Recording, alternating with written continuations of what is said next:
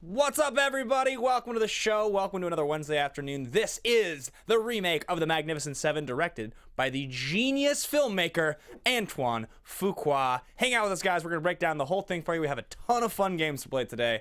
We'll see you in just a second. Welcome to Popcorn Talk, featuring movie discussion, news, and interviews.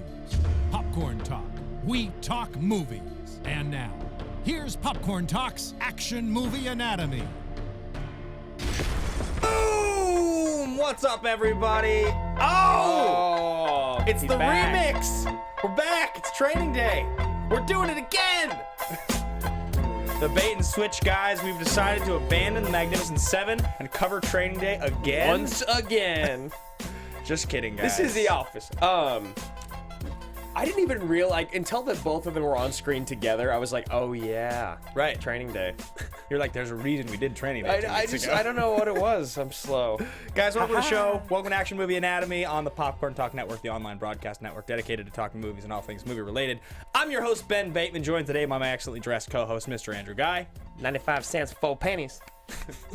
Hey, I'm here. You know what? I had a very interesting morning. Okay. And I'm going to talk about it because, you know what? I need a platform to discuss my feelings. Where can the people find you if they want to chime in? You guys can find me at Andrew Ghai on Twitter or on Instagram, and I've got the live chat going today. So You guys can find me at Ben Bateman Media also, and the podcast, of course, at AMA Podcast. Yeah. Go ahead, Drew. The floor is yours. The floor is mine. Okay, so this actually sparked a new segment for the show that we're going to talk about a little bit later that I'm going to talk about. I literally just dropped this bomb on Ben. You haven't had a discussion about this at all. Not at all. If he doesn't want to do it, it's too bad. We're going to do it today. I lost my keys in the gym, and the people at the front desk, not only were they incredibly unhelpful, they were rude, and they refused to use the intercom to call to ask if anyone had found a set of lost keys. No, this is unacceptable. This is unacceptable. So I was pretty upset, but I was like, okay, cool. So they're like, you can talk to our manager when she gets back. She comes back 20 minutes later. Long story short, immediately goes to the intercom, calls, and the trainer from upstairs yells down, oh yeah, I've got him up here. I was just waiting until I was done with my session to bring him down. 30 minutes. That's why we started late today, so I apologize. And that sparked a new segment on the show called AM Angry. Hashtag AM Angry. And this isn't just because I was having a rough day. I think this is a good idea because there's moments in movies where you're watching it, even movies that you love. Maybe not love, movies that you really like. Yep. And you see something that happens in it, and it's not something that you're like actually angry about. I just like to play on words with our title. AM Angry? AM Angry. It's clever. It's clever. It's very clever. Thank you. I was waiting for you to say something. But it's going to be something that happens in a movie where you kind of watch and you're like, oh, God damn it, man. Really?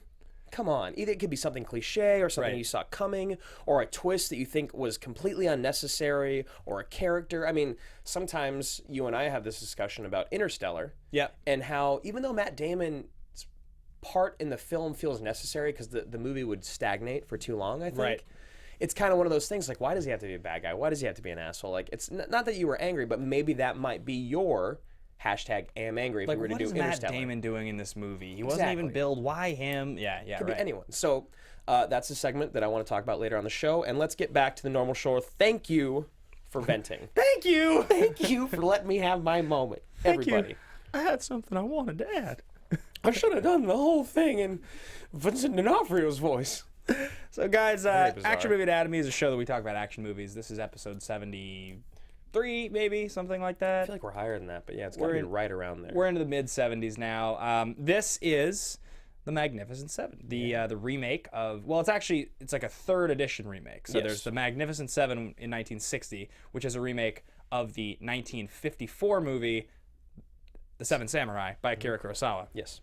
Now, they waited 56 years to make another remake of the same movie, and they chose visionary director Antoine Fuqua and a stellar cast. Now, it brings an interesting point to question, which is how classic of a movie really is Magnificent Seven? I know that Seven Samurai is considered to be an all-time classic, but the Magnificent Seven, Yul Brynner, Charles Bronson, like I don't know how much of a classic that movie's considered more than it's like. It's also got a James. No, is it James Dean or Steve Paul? McQueen? Steve McQueen. Yeah. Excuse me. And it's it's always referenced as like a fun sort of adventure movie. But we're so far removed from that movie that I think a younger generation that knows it as like a famous movie they would remake thinks of it probably as more classic than it really is. Now, we're not here to talk about the original film, But it does beg the question, when you make a popcorn flick like this with this kind of a cast and this kind of a director, is it doing the original film a disservice by taking it in that direction? Or is this movie more similar to the original than people realize? Was the original just kind of a trashy action movie?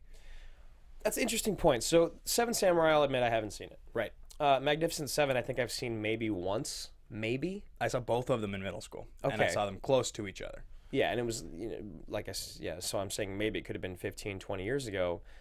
I think that this is actually, it does a service to the films in the sense that, you're right, people our age had no idea that you hear Magnificent Seven, it's kind of something that rings in your head like, oh, I should know something. That sounds like something I know about. But no one of the younger generation, and a lot of people our generation, didn't even watch the movie.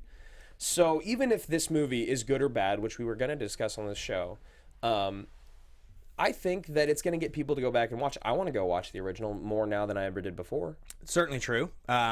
So, guys, the movies that we cover on this show usually adhere to 4 basic rules. Aside from being made after 1981, rule number 1 is the hero always plays by their own rules. If you put Denzel in a movie, that's just going to be taken care of. No question. Yes. Denzel would never, ever, ever sign on to play a role in a movie that he didn't play by his own rules. No, never. No.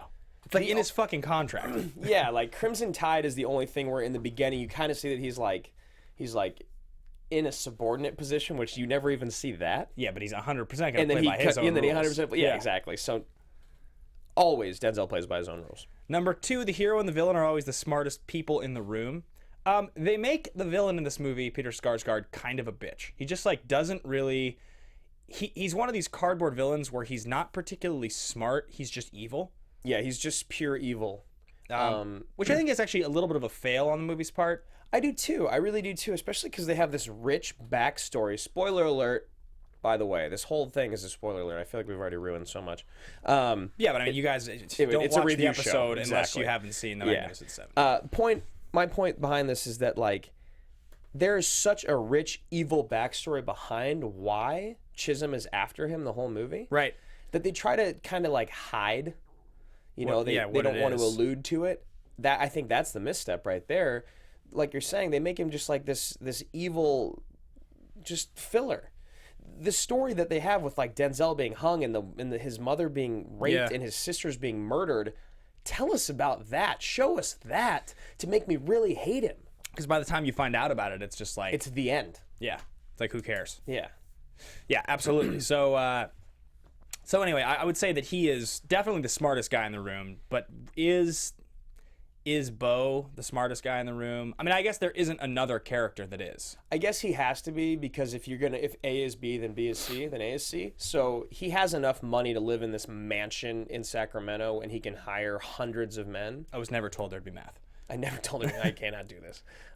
So I guess cause and effect, he must be the smartest guy in the room because he's the richest guy. Yeah. I don't know. I mean, there isn't a character. There's not another villain who's smarter. So yes, absolutely. We'll give you that they are the 2 smartest. 3, the movie is driven by a police, military, or political figure. So he's a peace officer. So he is kind of a police. Duly appointed. But he's also kind of a mercenary because he's taking the job for money. So it's sort of both. Yeah. I would say that, 100%. And the movie contains minimum 1 explosion. There's a bunch of dynamite. Several. I always wanted to blow something up. And an explosion of D'Onofrio. I should have told. Dude. Unbelievable. Through and through, guys, if you're just I'm going to watch these guys do this episode to see if I want to see this movie or not. Yeah. You just see it for D'Onofrio. You got to see this movie. Just for that reason. He's got a couple of moments in this film that are just brilliant. And we have Marissa Serafini in the booth. She's engineering the show today. Marissa, how you doing? Marissa? What's up, guys? So you're going to go see this movie tonight or tomorrow. That's what you said, right? Yep. So we're ruining the movie for you right now. You know what? That's okay. We've done this for Marissa a few times, and Marissa, we just love you. Thank you so much. I love you guys. Thanks for doing where can the people find you, Marissa? You can follow me on Twitter @SeraphiniTV, and I'm excited to see D'Onofrio, explode. Yeah. Have you seen Salton Sea? I have not. Okay, so neither has Ben, and I, up until just a couple months ago, hadn't seen it either. And our friends have been raving about this movie. They think it should be on the show, and it probably will be eventually. Is it action enough? Actually, that's the problem. I think it's mainly drama. Yeah. But he's got this crazy voice. He does it in that too. But it's more of because his nose. He used to do so much. I think it's cocaine. Yeah. That his nose, they had to cut it off. So it's like there's a reason why. In the movie. Yeah. Got it. Whereas in this film, It's just a wild choice. He's just a bear of a man. Yeah, that bear was wearing people clothes. Yeah. So anyway, guys, that is what we do on the show here. We talk about action movies, and this is the Magnificent Seven. So I think without further ado, we will cue up the trailer, and we will. It's a pretty entertaining trailer. Yeah. It's a very like modern day trailer. It's like kind of rock and roll cowboys. Modern day Western.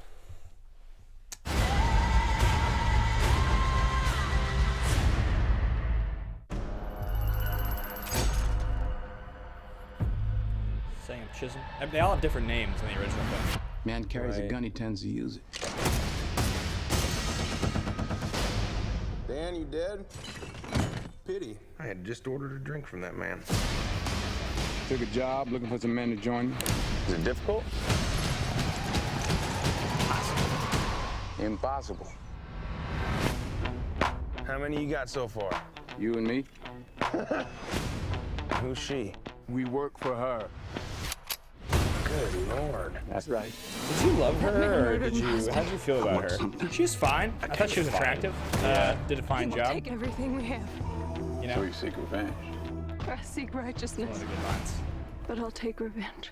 I need more than a few to help us fight. What a bunch of misfits we are. You know how to shoot that thing? I'm good. So am I. It's got like. It's a very similar trailer to Hateful Eight in a lot of ways. Yeah. You know what I mean? Yeah. It feels almost identical. Can we do Hateful Eight on this show? Probably. I never watched it. I barely remember it. The warrior. The Indian warrior. We got 7, He's got an army. and they'll be murdered. By the world's greatest lover. That's my favorite line. That's a great line. That's a great line. Fighting someone else's fight. These people deserve their lives back. Just make sure we're fighting the battle in front of us, not the battle behind. Every man's got the right to choose where he dies. We have nowhere else to go, so I liked everyone in the cast. Yeah, I thought everybody was solid. Yeah. Ethan Hawke felt a little like tired. Loose. Yeah. Yeah, but he's also like, they like write his character to be that way a little bit. I get that. I get that. I'm always Yeah. wanting to blow something. maybe. Yeah, he just felt like kind of decrepit and old in the way that some of the other guys didn't. He kind of never really had any badass moments, which is hard. Yeah, the only badass moment that he had is all based off of assumption. Yeah. When they take over that mining town, and it's like shot, Yeah. all perfect. Yeah. But they never say who it is. You just assume it's him. Yeah, right. And I don't think it is him because he wouldn't kill anybody until the end of the movie. Right, and right before that was when he shows them shooting the dummy. Finally, Yeah. that is kind of lame. Yeah. Yeah. So he's kind of the loose one. But I mean, you don't need. Well, anyway, we will get into that. The trailer is very similar to the Hateful Eight trailer. Audience, if you guys are out there, feel free to tweet it at AMA Podcast or put up in the live chat if you know if that's the same editor. That Yeah. was remarkably similar. It's like the same trailer. Yeah. Yeah, it's all the same, like the numbers, the shots. was gonna say, even the music, counting, yeah. the counting. It's like they're like labeling each character. That was a very good observation, Ben. Yeah, what can I say? Let's move into thesis statement, guys. So this is your thought, your bold thought on the movie. Should be sort of like rooted in hyperbole, a strong assessment of the film. Should not be anything loose. My favorite. This should be the greatest. This, the best. This is the reason for this. And we like to have one of these in every one of our movies, and we kind of defend it throughout. I kind of alluded to mine already, so I'll continue on it. And that is Antoine Fuqua is the greatest director of our generation.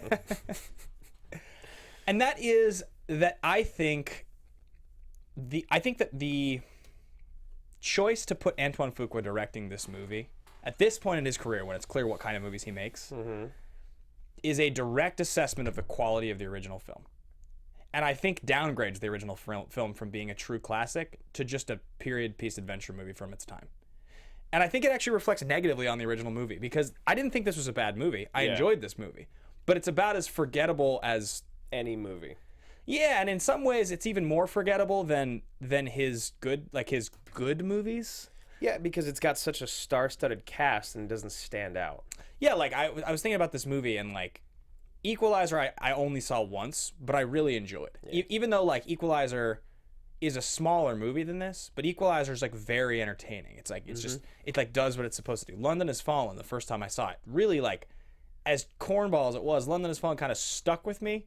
I remembered it. I wanted to watch it again. I insisted we do it on the show.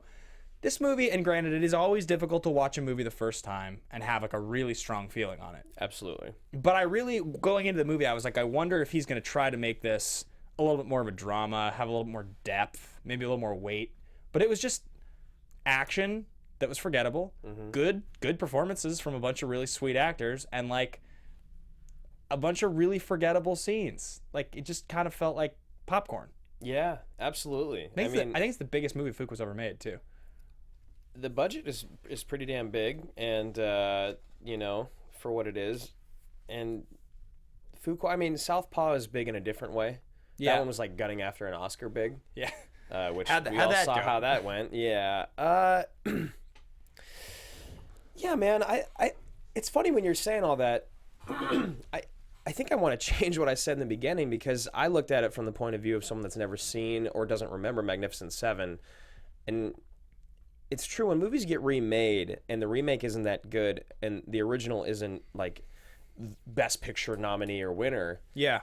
it does kind of make a discredit to it. It's like, the first one was fine, so they tried to remake it. Second one was fine, so they're going to remake it again in 20 years, you know? Yep. And then it's just going to become a joke. So yeah, that is kind of a bummer, and I think that Well, because like it's like Point Break gets a bad remake, but like it's not like the original Point Break is regarded as anything other than like a like super sweet one of the greatest action 90s movies. action movies. It's like that's like a movie that you're having a beer with a buddy and you're like, that's like my favorite movie for X, Y, and Z cheesy reasons that I watch on cable. It's not like Magnificent Seven where you're like, well, Seven Samurai is a true classic and it Yeah. was remade and it's this classic movie. It's like, and this is what we got? Yeah, I mean, I think if in 5 years from now you're like, hey, dude, you want to watch Point Break? You're not going to be like, which one? And if you did, I'd hit you. Yeah. And the same thing, 5 years from now, when people go, you want to watch Magnificent Seven? They'll go, well, which one? Yeah. For real. They Yeah. actually will, because it's like, there's no clear like, oh my God, you have to watch the original. Yeah. It's one of the great. It's like, if you're going to ask me to watch Old Boy, Yeah. and you say which one to me, I don't even want to talk to you. Yeah, because the original is one of the greatest movies I've ever seen. Yeah. And yeah, anyway, so I like that thesis statement. Well, because also, so I'll give you another Western, and this is the one that really, when I thought about it, kind of proved my point. Tombstone. No, I'm joking. True Grit. Mm-hmm. The original True Grit is regarded as one of the all-time classic greatest Westerns ever made, right? Like Yeah. John Wayne, like Yep. it is at the top of the list. And they got the Coen brothers to remake it. Mm-hmm. That's totally different. When you put the Coen brothers and it's got Jeff Bridges and you're putting like Matt Damon and like they're And this is like Jeff Bridges' like gunning time too. like you right know? after, Yeah. right before, right after Crazy Heart. Mm-hmm. But I mean, I'm talking like these guys have won Oscars and been nominated for Oscar after Oscar after Oscar. And they're known as two of the greatest storytellers of this generation of movie making. So when you remake True Grit, even though that movie missed the mark for a lot of people and True Grit was just kind of forgettable, Yeah. the attempt is there. And the attempt is there by those guys because the original's such a classic. And they're paying it massive respect by bringing these people onto it. Now, I talk a lot of shit about Antoine Fuqua, Right. and I will walk up to that guy at a party and I will shake his hand Absolutely, for you what will. he's done Because he makes enjoyable, entertaining movies. I love the shit out of his movies. Absolutely. But it's just different. It's like when I watch this movie, and that's why I'm saying it's not about this movie being bad. It's about this reflects Which the original we're not movie. saying this movie's bad. Not at all. It reflects that the original film is much more of a trashy popcorn movie than I think anybody realized. Yeah. That's what I think it is. Wow. I feel bad because if Antoine Fuqua were to ever watch our show, he would just think, these guys fucking hate me. No. And we don't hate you, but my thesis is going to sound like I just don't respect you, which I do. And that is that Antoine Fuqua is the Michael Bay of action dramas. Okay, that's great. It's 100% true. Right? It's because he tries to take his movies a hair more seriously than Bay does. Exactly. He tries to take his movies a hair more seriously. They go a little slower. There's a little more storytelling. There's less tits and ass. There's less explosions and shiny things. Yeah. But that's because he's trying to make a drama. Yeah. Whereas Michael Bay, it's the same thing, though. He goes with his action movies, and he takes them to this next level with all the filters and all the shots, like rotating shots. And I think they're both great. I think that Michael Bay is put into the exact category that he's supposed to be in, and that is why people look at him and go, Michael Bay is sweet. You know why? Because he makes Transformers, and he makes Transformers bigger and better and shinier. Yeah. Well, yeah, and that's the thing is that Bay is the original. He's the OG. Like if you talk about these kind of movies, because he's made the biggest, he's made the most, and he's just gotten away with it for years. They've made money forever. It's like we used to talk that way about Tony Scott until we realized how much of a fucking genius he was. He really is the greatest director of all time. But like he's in the same conversation with these guys. It's sort of like Fuqua wishes that he was Tony Scott to me. Yeah. That's kind of what it is. Or Fuqua is the perfect hybrid of Tony Scott and Michael Bay. Or something like that. Something like that, yeah. Yeah, it's like I can't imagine... You know that Southpaw was originally supposed to star Eminem? Yes, I remember. I think Jason told me that. I don't remember. Yeah. So it's like, if they had made Southpaw and it had starred Eminem, it literally would have been everything about...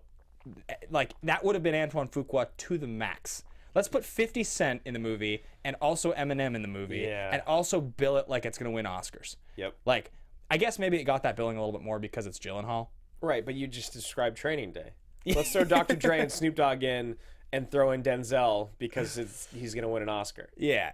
It's the same thing. Yeah. And it's like, Fuqua's a guy that I've got my eye on because my opinion of him over the last 5 years has changed so drastically. It's like I've learned to love and hate him so much more. Exactly. It's like I used to be so much less impassioned about it, but as he's made everything from Shooter on was just like shaking my head. It was like Shooter, London Has Fallen, The Equalizer, Magnificent Seven, and Southpaw. That's the 5 movies that have come out since Shooter. And they're so sweet. Yeah, like so you're just like, all right, I totally get it because now I understand what I'm getting into. Right. Now I no longer have to explain to people why Training Day is not that good. Now it's the proof's in the pudding, man. Go watch that movie. Look at everything else that he's done. Go rewatch Training Day. I used to have to fight. I used to have to stand on my soapbox about that movie so much harder than I have to now. Of course.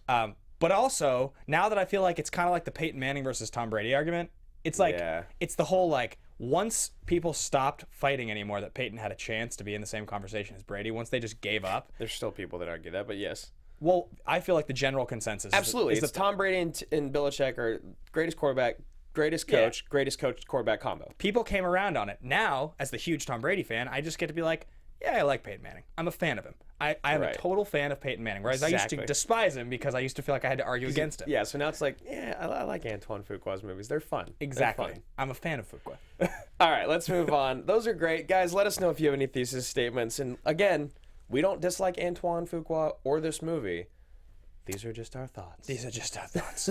All right, guys, we're going to get a fist bump moment. If you guys watch or listen to the show every week, you know exactly what this is. This is that moment in the movie when something hot happens and you're just like, this is so fucking sweet. Yes. Like, yes! I get to watch the rest of this movie. And you want to call your buddy and just tell him how pumped you are. You know, we've gotten a couple complaints over like the last year about do we explain these rules every single episode. That's the only reason we do the show. Yeah, but then also somebody tweeted the other day and said, I love... how excited we are every single time. It's because every time a fist pump happens in a movie, it's exciting, and it should be, and you should be excited to talk about it like we are. Yeah, so this is, I don't know if you're going to have the same one as me. I'm assuming you do. I'm sure we will.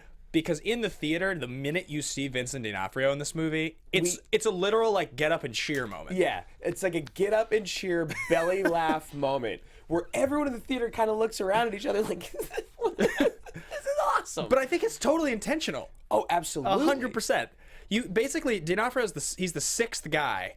He's the 6th guy that they meet. Yeah. Out of the 7. Yep. And all the first 5 you meet are like Denzel's a fucking badass. Pratt's like a super sweet sidekick who's like good with his guns, and he's essentially Han Solo. You have like, you've got the Mexican badass who's like kind of a wild card, but he's actually super cool. Yeah, and you've got Ethan Hawke who's like sharpshooter, the angel of death or whatever. Yeah, old friends with Denzel. And you've got the guy who basically is identical to Jin from Lost. He's so awesome. He's pretty, and I'm hoping that doesn't sound racist, but I literally thought he was the same actor. And he's the guy that was just in Terminator Genesis. Yes. Yeah. Billy, he's Korean. He might have actually been my favorite actor in the whole movie. He's sweet. He was super sweet in this. And I also love like.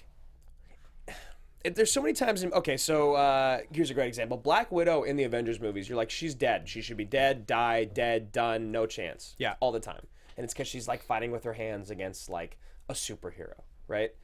What's sweet about Billy is it's that same thing they do in all these movies where they're trying to make one guy really sweet with knives. Yeah. Like a knife thrower, knife fighter, because everyone's got guns. Yeah. It's awesome. He was great. It's awesome. The knives are so deadly, and he's hairpin. so accurate. The hairpin, he's great. And then so back to what we're saying. So the sixth is D'Onofrio. So because the first 5 are all like in shape ish. Yeah. Like I mean Denzel's a little out of shape at this point, but like enough. Did you think it was going to be the brothers for a second? No. That had the gun? No, 100%. No. Okay. Yeah, there's no question. Yeah. And D'Onofrio just comes like rumbling in off screen, and like Well, the dude's standing there talking. All of a sudden, he gets hit with a hatchet. in his chest. You're like, and D'Onofrio's like, "Ah!"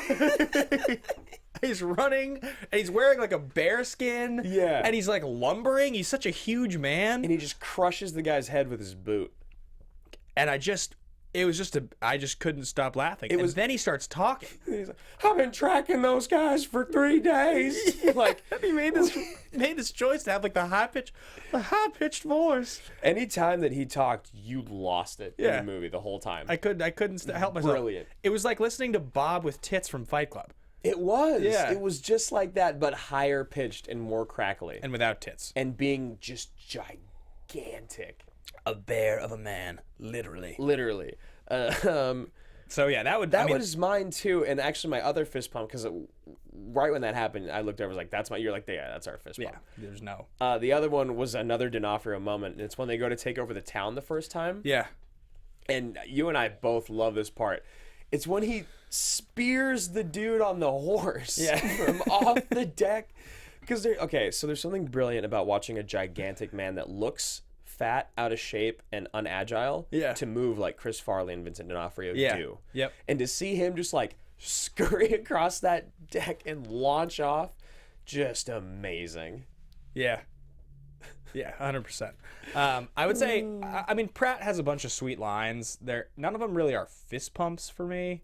They're mostly like, I guess the other fist pump moment is when Denzel's like, I'm more than happy to cooperate, but I can't say the same for my compadres. And then you see each of the guys like, they're each like walk out from like behind the corner or whatever. They're all behind like posts. Yeah. Yeah, and like that was like, yeah, shit's about to go down. Yeah, that was good.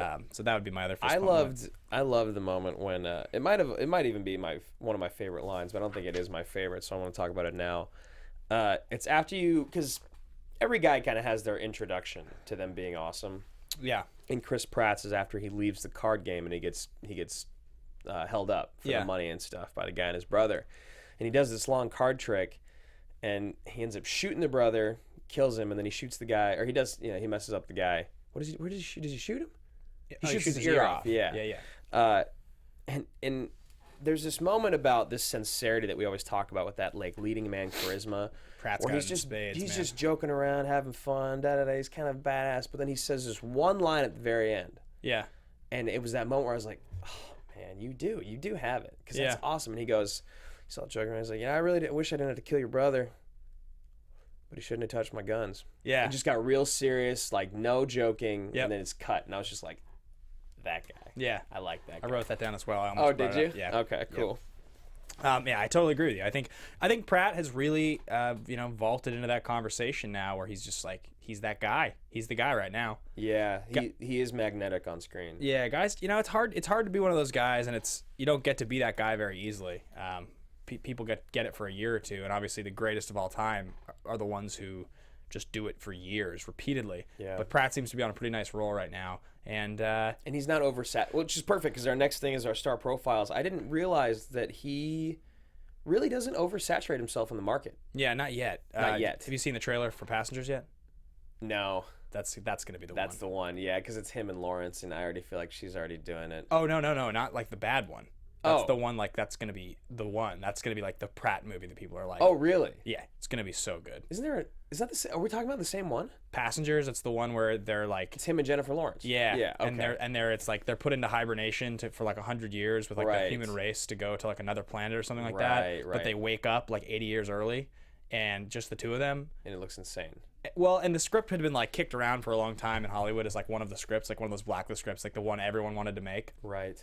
And finally they put them in it and they started making it, and like there's just a lot of excitement. The movie just looks like it's going to be awesome. I hope it is. I hope it is for him, because I don't dislike Jennifer Lawrence, and I love Chris Pratt. So Yeah, I think I it's hope gonna be so. very good. But speaking of Denzel first, before we get to Pratt, talking about star profiles, where they're at in their career. So Denzel, as we've talked about now, because we've done, how many now is this?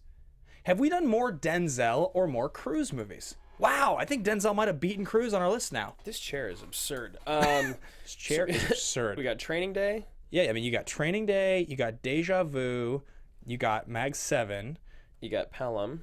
you got Pelham, you got Man on Fire, you got Crimson. Holy shit.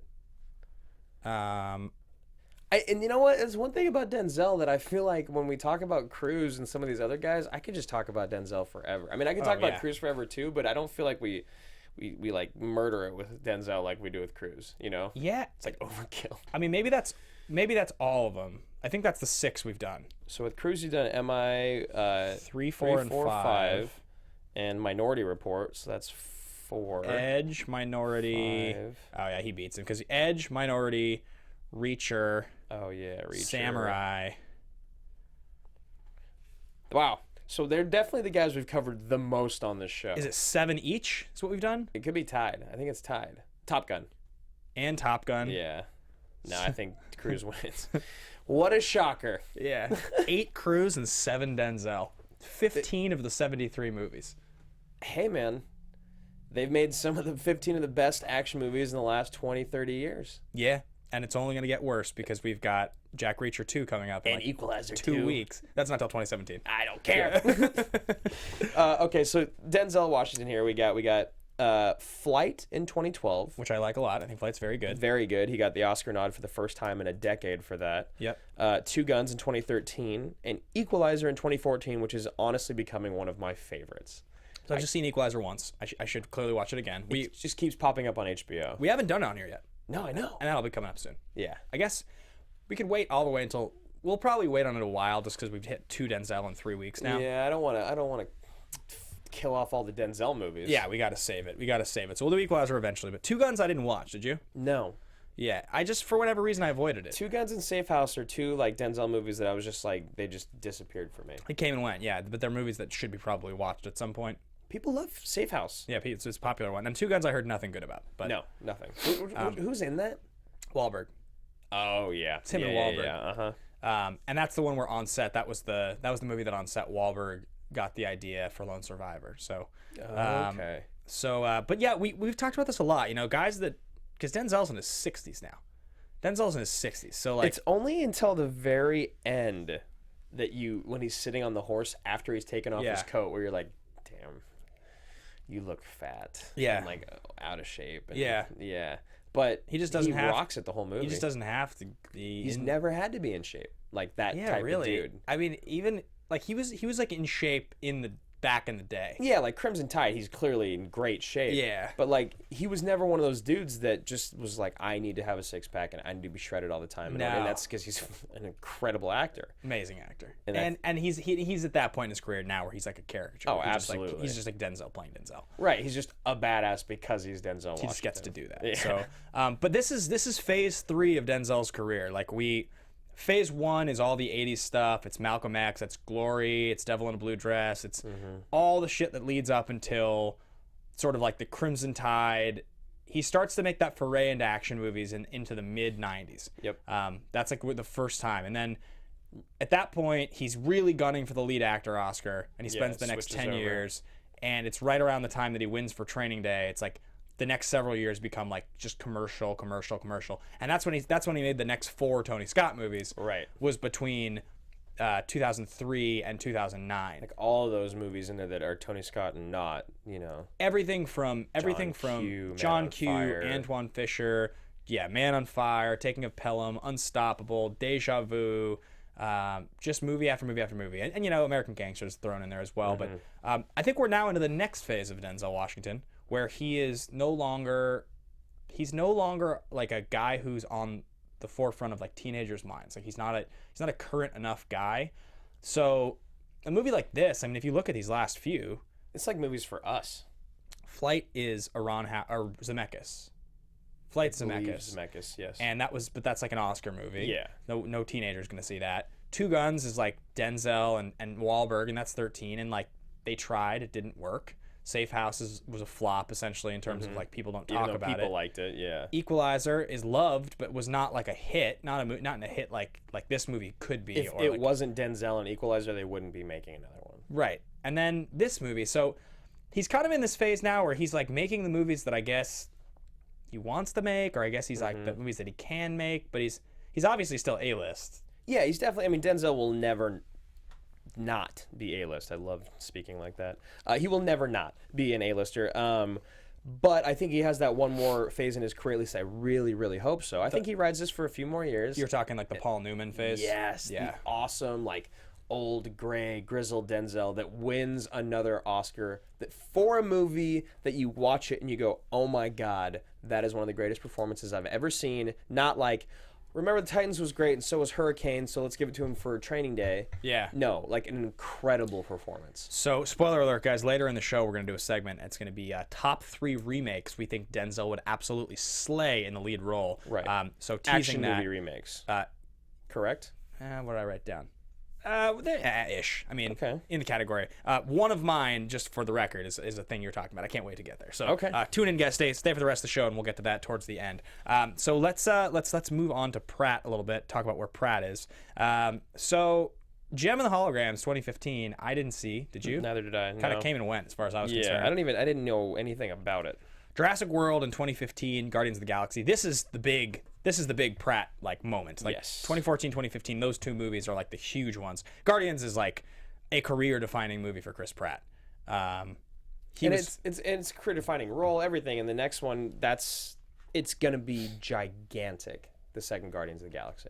Yeah, the first Guardians is like Star Wars basically. Yeah, It's pretty much for the younger generation, absolutely. it's like got the formula, everything, the characters. It's like, and Pratt's just a great leading man. It had humor, everything. That movie kicked ass. It's very good. It's every time. It's one of those ones. Every time you watch it, you're kind of reminded of How and good it is. surprised how good it is. Yeah. Yeah, and that was like, man, talk about as a kid growing up as a comic book fan, the Guardians of the Galaxy and that entire like sub-genre of Marvel Comics that got popular in the late 80s and early 90s was always kind of like, this is so zany, this could only work as comic books. Like, Right. this is never going to cross over and be something that people like. Like, so the next Avengers movies that our buddy Matt is going to go work on, it's the Infinity War.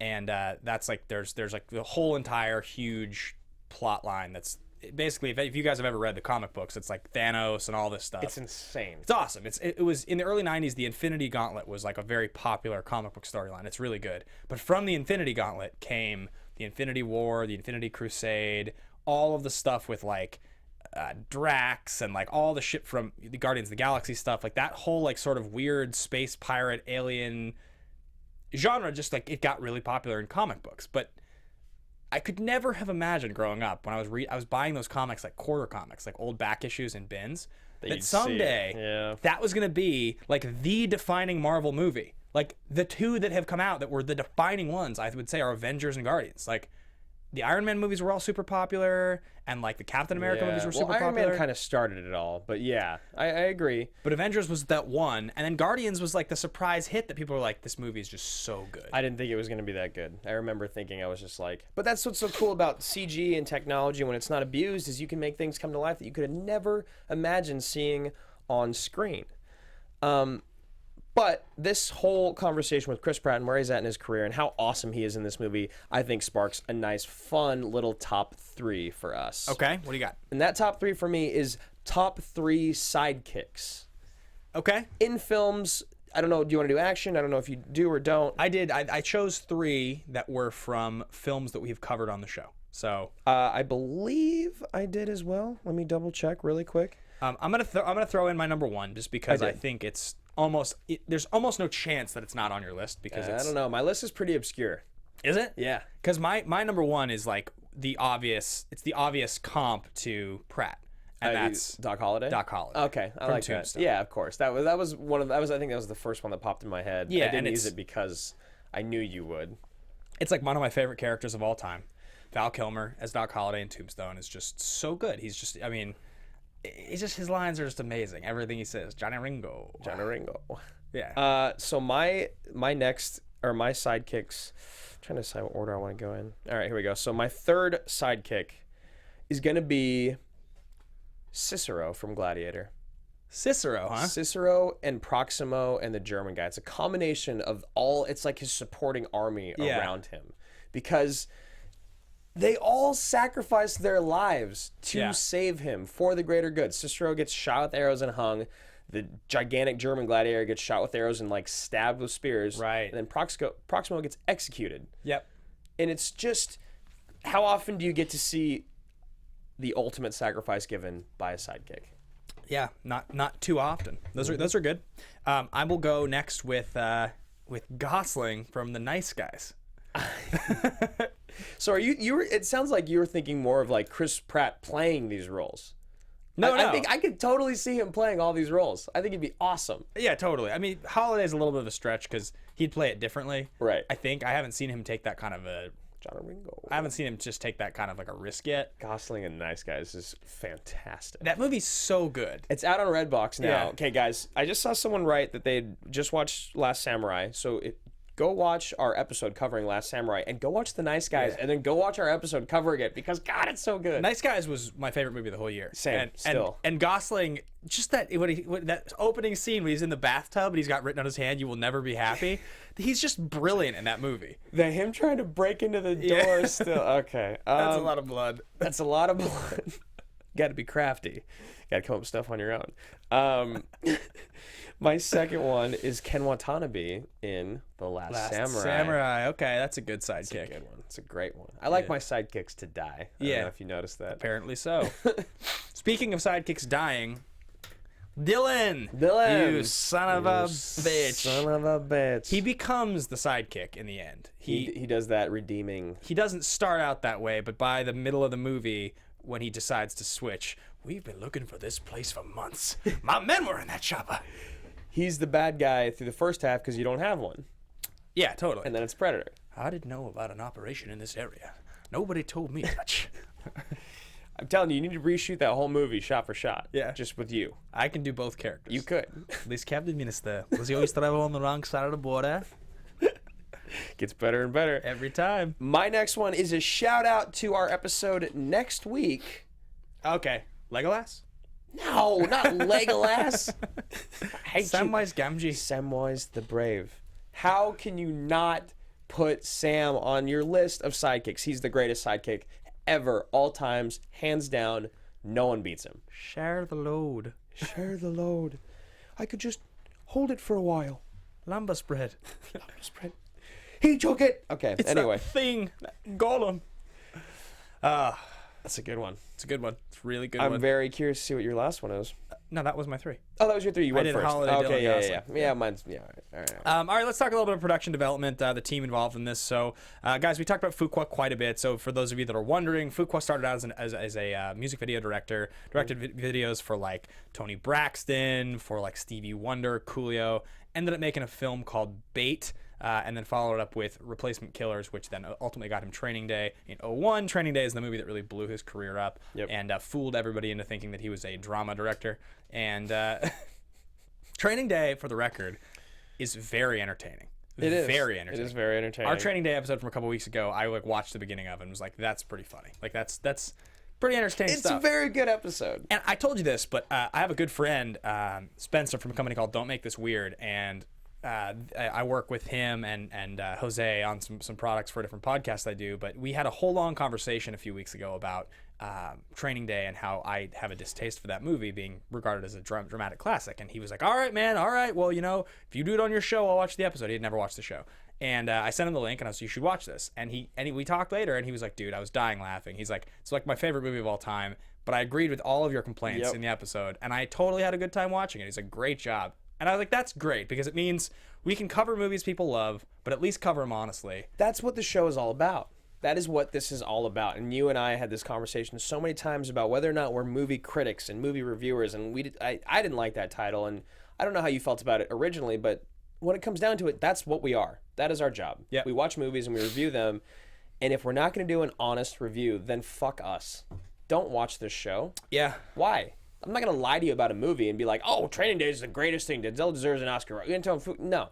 We're going to give you an honest coverage of the film, and that doesn't mean that we don't like it if we don't think it deserved all the praise and accolades that it got. Yeah. and vice versa for movies that were completely ignored that we love, like Looper. Yeah. You know? Looper's sweet. So, So Fuqua, that's kind of his thing. After Training Day, he really has gone on to a lot of those movies I named already, but he makes.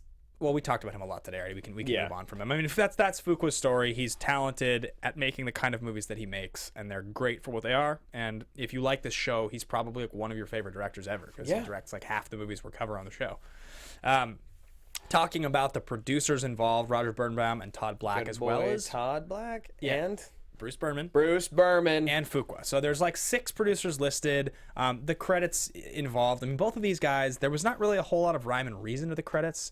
They had both worked on a lot of stuff. like over 30 films together, right? A lot of them had, and it wasn't even one of those situations where you look at the two and they've worked on a ton of stuff together. They'd worked on a few, but ultimately, like, Birnbaum had, like, some of the ones I wrote down were, like, Angels in the Outfield, Grosse Point Blank, all 3 Rush Hour films, Unbreakable, Invictus, like, Evan Almighty, Bruce Almighty, like, he just, a lot of different stuff. I think when you get a movie like this with a cast like this, it's going to have the producers that are involved in some of the biggest films in the last 10, 20 years. Yeah, those like, are big. always. Yeah, I mean, the other guy we mentioned, Todd Black, you know, his stuff, like Antoine Fisher, Great Debaters, Equalizer, so he works with, and then he's also Pursuit of Happiness, 7 Pounds. So Denzel and Will Smith seem to be kind of guys that he's worked with a lot. And then also I noticed that he had worked with Brian Helgeland, because A Knight's Tale, which is written and directed by Helgeland, and then also Taking of Pelham, also with Denzel, was written by Helgeland. So yeah, I mean, these guys, they're pretty very, very, very successful producers, but it's not like part of a team or a company where they've done, you know, these 9 movies that we care about. It's like kind of random. Yeah, and before we get into writers, I wanted to say this really quickly, because James Horner did the music for this film. Before he died, but the movie had. I mean, he composed the entire score during pre-pro because he was so moved and inspired by the script. Yeah. Which was, it's really cool. It's really cool that you got this kind of posthumous soundtrack from a guy that is considered one of the greatest composers of all time. Yeah. For his very last film that he hadn't even started filming yet. So that's kind of a cool little gift from James. The music was good. Yeah, solid. You know, I mean, it's exactly what you want in a Western type of movie. Completely agree. And the reason that I wanted to say that before we got into writers is because we've got a very special writing. Yeah. 2 writing credits in this. We have Todd Black, the producer we just talked about, who partnered with Pizzolatto to work on the film. Yeah. And Nick Pizzolatto, for those that don't know, is the creator of True Detective. Yeah. Weird writer for this movie too. Very weird. I was like so surprised. Like, so when I started doing the research on Pizzolatto, and I never interviewed Pizzolatto, but I interviewed Cary Joji Fukunaga, the other creator. Right. So the 2 of those guys were the guys that created True Detective. Pizzolatto wrote every episode of season 1 and season 2. The total disappointing bomb of season 2. Have you rewatched it yet? No. I'm curious what will happen when I rewatch it. Season 2? Yeah. Yeah, it's probably better than you remember. Yeah. I'm sure it's less of a disappointment. He also worked on the TV series The Killing before he did True Detective, which is like another sort of like noirish, crimey sort of thing. But then ultimately, and he's a published novelist, a poet, and this is his first feature film credit. This is his first one. Wow. What is he does all TV, huh? I just was like totally blown away as I thought about that. I was like, so what a weird thing. You take the rights to the original Magnificent Seven, you get the writer of True Detective to write it. One of the greatest season maybe of all time writing wise on a TV show. But such a slow, like dark, crime driven, creepy, yeah. And then you get Antoine Fuqua to direct a Pizzolatto script. A popcorn Western remake. Yeah, Pizzolatto script. And at this point, it's not like there's any question what kind of a director Fuqua is. No, and the writing for this film doesn't feel like Pizzolatto's either. No, but once I realized that he was writing it, I started to pay a little closer attention to think about like it made sense why it makes sense why a lot of the dialogue, there are moments where you're kind of like, all right, that's pretty sweet. Yeah, like there's a couple lines. Denzel has that line that he says to Ethan Hawke, "What we lost in the fire, we'll find in the ashes." Yeah, like lines like that where you're sort of like, okay, exactly. There's a lot of moments in the film where there's just great writing, kind of surrounded by crap because of the type of film it is. It's a popcorn action. And scripts like this get a lot of rewrites as you go into production. There's too much money involved. Or when the girl says, I seek, what's she say? He goes, "You seek revenge." She goes, "I seek righteousness, sir." But I'll take revenge. As we all should. But I'll take revenge. Yeah, those are smart lines. There was numerous lines where you and I looked at each other. We were kind of like, "That was a really good line." Yeah. So I think it's interesting that Pizzolatto wrote this, but he's also Pizzolatto, for those that are interested. Season 3 of True Detective has not been greenlit, but he did sign on for a crime project with HBO that he is under contract with them through 2018 to produce content. So wonder what that might be. Yeah, I'll be very excited to see that. So let's move on through into critical. Yeah, so this is produced by Sony and Columbia. It cost $90 million to make, which makes sense. A lot of probably practical explosions and blood and things like that. No CG except for the end, which was one of the worst endings to a film. It doesn't ruin the film by any means. It's just completely irrelevant and shouldn't happen. It's one of those, it's like the end of Gangs of New York. Yeah. Where it's like a voiceover. It's the female lead's voiceover of the story of what happened as like they look at the city from afar and it's just CG and it looks like shit. It looks like a video game. I think that's her monologue is from the original film. I'm pretty sure. I think it is too. I think that's what I read. But it doesn't. Just come on. Just go out in a field and put some headstones down. Yeah. Do a real shot. Yeah. Anyway, $90 million budget. Opened September 23rd, 2016. Which is actually like 90. Actually, is smaller than I would have expected. To be honest. I was surprised too because it's all star power. Yeah. You got to pay those guys. $30 million or $37.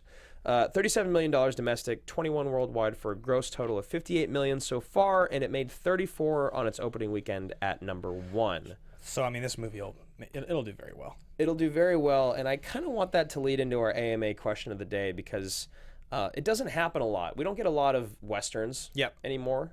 So we have our hashtag AMA question, guys. We do it every single week. You can always tweet in at AMA Podcast and submit your question for the movie that we're covering that week.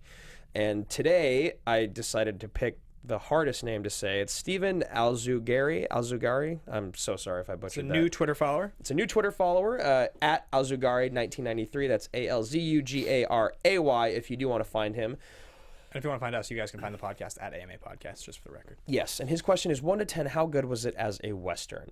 And the reason that I picked that question is because this is what it's supposed to be, is a Western, and we don't get a lot of those anymore. And I feel like my ideal of what a Western is, I don't really even know anymore.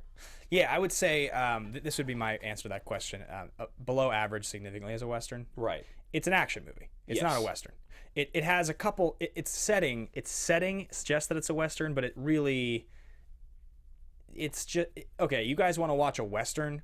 Go watch Hell or High Water, the new one. Yeah. Go watch that movie because that movie is as like slow and dark. Yeah, because Westerns are they're slow and they're dark and they're drawn out and there's so much tension building. You know, like the heightened tension moments of the good guy doing good things and the bad guy being evil.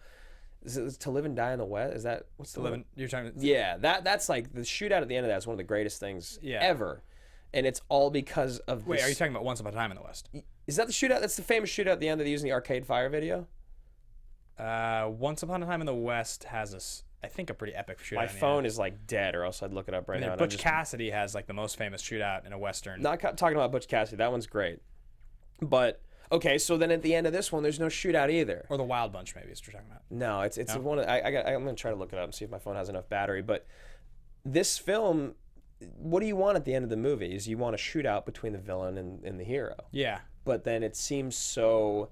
If it were to happen at the end of this film, where it was just a straight shootout, and Denzel just killed him right away, it would have been so dissatisfying. Well, I think the ending was pretty dissatisfying. Well, it was, but imagine if that was it. Yeah, it'd be worse. They had to drag it out longer because they didn't do a good enough job telling the story in the movie. Yeah, you know. Yeah, I think my answer to that question is below average, and I think if you think about like the old spaghetti westerns, if you think about like Unforgiven, like they're slower, they're darker, they're violent, but not in like this movie was just like a very fun popcorn action movie that happened to be set in a Western setting. Yeah. It didn't feel like a Western to me. No. So I don't think that this movie renews interest in the Western genre. You know, I'm telling you, if Hell or High Water wins a bunch of Oscars, that's the kind of thing that will make people want to make a Western. Like, Yeah. so that would be my answer to the question, and I recommend people seeing that movie. That movie's aged well in my mind too. After watching it the first time, The few people that I've heard talk about it, other than you, they all love it. They Yeah. all say it's great. It's Yeah. very good. Okay, so thanks again for your AMA question. Again, guys, that's at AMA Podcast, hashtag AMA Question. Next week we're doing, well, we'll cover that in a minute. Critical reception has got a 7.2 on IMDb, which I think I'm okay with that. Maybe a 6.9 would seem I more was just gonna correct. say 6.9 seems exactly right. Yeah. Or 7.0 exactly, maybe. Yeah, it seems a little high. It's got a 61% by all critics, 46% by top critics, and 80% by audience. I think that's perfect. That follows our exact our algorithm that we have, our formula that we have for movies that are good. Audience and bad always on the likes these show. movies the most, and top critics liked it the least. Exactly. Standard. Almost to the point of twice as much. Yes. Brutal. So let's move into our favorite line. Favorite line in the movie. I will jump in as the one I pointed out during the trailer. My favorite line's a Chris Pratt line, and it's when what's his name, Cam Giganet, who's like the henchman, the main henchman of Peter Sarsgaard, is like, you know, he says something about like you'll be dead or something like that, and Pratt's like, and you'll be murdered. Yeah. By the world's greatest lover. Yeah. Like, that was such a sweet line. Everyone lost it during Yeah. that part. It was great. I think my favorite line is in the very beginning. It's during Denzel's intro, and he's like, "Oh yeah, how did he die?" And he leans over. He's like, "I whispered in his ear." And before he starts singing the song, Yeah. the song kind of sucks. Yeah, it was kind of lame. But up until that point, he's like, I killed it. And he's like, he's dead. He's like, oh yeah, how'd he die? And then when he leans over and he says, I whispered in his ear. I wish it just stopped right there, and that was it. Because when he said that, I was just like, oh, that's cool. I know, if he had said I whispered in his ear, and then it was like hand moved a gun and then he kills everyone, that would have been the move. That would have been so sweet. Yeah, it would have been super sweet. But it wasn't. Yeah, the world's greatest lover line is awesome. Then also you had the other one we mentioned. We mentioned a couple of them already. What we lost in the fire, we'll find in the ashes. That's a good line. Yeah, that's a great one. The revenge. Yeah. I seek righteousness, but I'll take revenge. Also, when Denzel says, "Been offered a lot for my work, but never everything." I think that's a cool line too. Yeah. I'm sorry. I'm like determined to find this, but I don't think I will. We can keep going. So those are our favorite lines. Why don't you just put it away, Drew? I will, man. All right, guys. So we still have not come up with how we want to do this ranking system on the show. It's getting closer. We've had a couple conversations about it, so it'll be something that we deal with soon.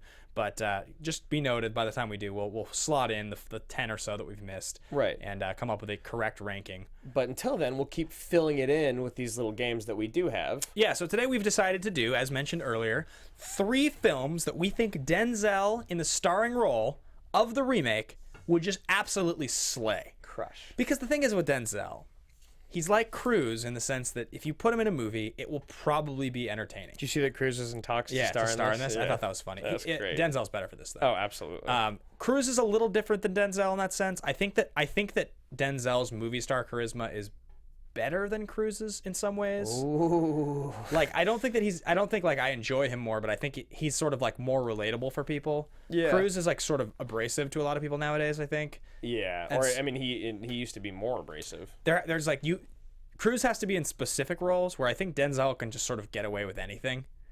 Yeah.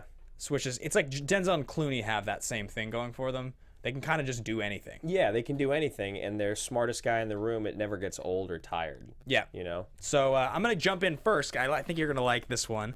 Well, okay, I'll save that one for last because it's the best one. Okay. First one I'm going to go with is Dirty Harry. Okay. I think you could remake Dirty Harry with... And Denzel could do it even now at his age. I think he could be like a grizzled cop who's a vigilante and just like takes out justice. Okay. I think like Denzel would be sweet if you remade Dirty Harry and you got, I mean, unfortunately, it would be Fuqua that made that. Yes, but it would. If you got like, I would love it if you got like a really dark dramatic director. I would love if like Aronofsky made like a remake of Dirty Harry starring Denzel or something. So sweet. It'd be sick. Yeah, or like Danny Boyle. Yeah, something like that. So. Oh man, that's tough. I don't know which one's my favorite. I'll go The Fugitive. Oh, sweet! Right? Richard Kimball. He could be the greatest Richard Kimball ever. He'd be amazing. I came home and my wife was dead. Yeah. She was dead. I came in, there was blood on the floor. Yeah. And I'm innocent. Like, oh my God. He would even have the moments like in Pelham when he's getting interrogated. Yeah. And he's like, "Can I duck off my jacket?" Like that would be, yeah, right. Oh, that would be so good. That's really good. That's really good. I'm gonna go next with The Sting. I think he would play the Paul Newman role. Yeah. Like a caper heist movie classic. Like I think Denzel playing the lead role in The Sting. He's like, he'd be a great gambler. All the scenes on the train when he's gambling with what the hell's his name? The big fat guy, whose name I can't think of right now. I never want him to stop making movies. Denzel? Yeah. Yeah. He'd be fucking great. The Sting should get a remake at some point, but because it won Best Picture, it should really be made by somebody who cares. And I think if you got the right guy to remake The Sting and Denzel played the Paul Newman role, it'd be excellent. I think, honestly, it would be Clooney, except that Clooney's already made Ocean's 11, so I don't think you can really do it. I think Denzel would have to do it. You and I need to figure out how to get Denzel Washington in a Fugitive remake, and then we need to write and direct that. Yes. That would be so good. It's so good. All right, next I'm going to go The Rock. I went with The Rock. Yes, General Hummel, mine. right? No, he'd be Mason. Really? Okay, so I thought about Mason. I thought about General Hummel, and I was just thinking about his speech to his wife and all that. Like, yeah, you're down there, we're up here. Like, I mean, he'd be unbelievable as Hummel, but I was just thinking, like, with his age now, that him as Mason would just be fucking great. Can you imagine how patronizing he would be to like a younger actor? Like if you put Gosling into the Cage role, he's so intimidating. Or if you put like if you could put Chris Pine maybe, or even I would love to see him and Michael B. Jordan do it. Just do a straight like young, old, like super young. Yeah, that'd be sweet. Man, that like little hothead. Well, that was my third. Was The Rock. Okay, well I ruined it. Well, my third is Collateral. Oh wow, Jamie a remake Foxx. of Collateral? Yeah, I'm saying if they were to redo it. Yeah. If he were to, because I'm not saying I want these remakes done. I never want to see the remake of The Rock. The Fugitive one I'm in love with. Yeah.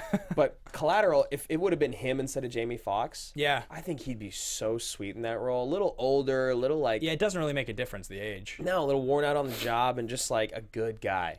Good guy trying to get through his day, because we all know Denzel is so good at that. I wonder if there's a chance that in 2004. They talked to him? Yeah, it wouldn't surprise me, actually. Not at all. It's a couple years after he wins the Oscar. It might have been because he's too big and Tom Cruise doesn't like being, like, maybe overshadowed. But then Jamie Foxx just won the Oscar, He just won for Ray, right? Or did he win the next year for Ray? I think he won the next year for Ray. I think he won in 2005. Okay. And I think that's 2004. Okay. All right. Okay, so that's our second top three. We had two top threes today. Yeah, double top three. So we have one last thing to do in this episode, and that's going to be called The Pitch. Donica, where are you? Where are you, Donica? Miss you, my friend. Well, I suppose we have two more, technically. Yeah. So this and one more. You guys are gonna have to wait on the pitch. There's 3 action movie categories, guys. There's totally ridiculous, totally legitimate, and ridiculously legitimate. Which of those 3 categories does this movie fit into? Usually those are defined by, say, movies like The Fugitive, which are totally legit, movies like Face Off, which are kind of fall apart, hilarious, make you laugh unintentionally the whole time, and then movies that are right in the middle like The Rock, Point Break, or Predator, which have a lot of intensity. They're driven by some pretty credible things, but you definitely laugh unintentionally at points. Yes. For me, I think this is the middle category. This is ridiculously legitimate because it definitely makes you laugh unintentionally at times. The darkness that goes along with some of this movie, like the fact that like half of the like lead characters die, spoiler alert, is like, I thought that was a good choice that they do that. Yeah, it needed to happen. Yeah, like, and I liked that it was, I thought that characters that died, it was like solid that they chose those guys.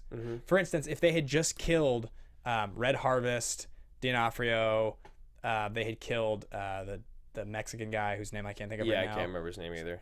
If they had killed all of those guys, right, all of the secondary characters would have been so lame. And they had left like Hawke, Denzel, and Pratt, you'd be like, all right, guys, whatever. Oh, wow. But the fact that like largely irrelevant characters all survived except for Denzel, I thought that was totally legitimate. Yeah, it needed to happen. It really needed to happen. I'm glad that they didn't oversee that. I'm gonna have to agree with you and put it in the middle category. Yeah, I think. There's never moments where you're like, this is a seriously legit real Western, holy shit, what's gonna happen next? Right. And you're not just watching it like, oh my god. It's more like, oh my god, this is cool. Yeah. So guys, getting back to the pitch. we did a thing a couple weeks ago where we asked you guys to poll these movies. We did an episode 2-3 weeks ago, 8 movies we wish we could do on the show that we never will. We swore we would never do this movie on the show, which is why this is not going to be a single movie episode, but a trilogy episode. A trilogy episode. Of the 8 films that we did, and those 8 films, just for the record, were Sunshine, The Other Guys, The Shawshank Redemption, Truman Show, Jerry Maguire, Boogie Nights, Weatherman, and Lord of the Rings, and the Lord of the Rings trilogy, in a head-to-head matchup over 3 weeks of rounds. thousands of votes. Yeah, thousands of votes. Lord of the Rings, the trilogy, won. Is the winner. So we will be covering next week the Lord of the Rings trilogy as a special edition episode. We're gonna have to mastermind like a whole different format because it's 3 movies. And we need your help too. It's almost 9 hours of movie, so we have to come up with the best way to do it so we don't just like do a 3-hour episode. We need to. It probably will be totally different than a normal episode. Yeah, and this does not mean that we're going to start doing superhero movies or do The Hobbit. This doesn't mean anything other than that we did one episode that sparked a vote, and this is the winner of the vote, and that's why we're doing it. So that's the thing. And guys, again, like with what you're saying, it is going to be a specialty episode. Other than hashtag AMA question and AMA angry or what are the other things we do? I am angry. Is that what you're saying? I'm not angry anymore. Give us other things at AMA Podcast. Any ideas, anything that you want to talk about that should be covered in Lord of the Rings. We're never going to talk about it again. It's one of the greatest trilogies of all time. There's got to be games and fun things and things that you guys want on the show. So we will come up with our own whole system for that. It'll be awesome. Guys, thanks for tuning in, watching the episode today. Submit your hashtag AMA question. Follow along with us at AMA Podcast on Twitter. You can find me personally at Ben Bateman Media on Twitter and Instagram. You can find me at Andrew Ghai. See you guys next week. Adios. From producers Maria Menounos, Kevin Undergaro, Phil Svitek, and the entire Popcorn Talk Network, we would like to thank you for tuning in. For questions or comments, be sure to visit popcorntalk.com. I'm Sir Richard Wentworth, and this has been a presentation of the Popcorn Talk Network. The views expressed herein are those of the hosts only and do not necessarily reflect the views of the Popcorn Talk Network or its owners or principals.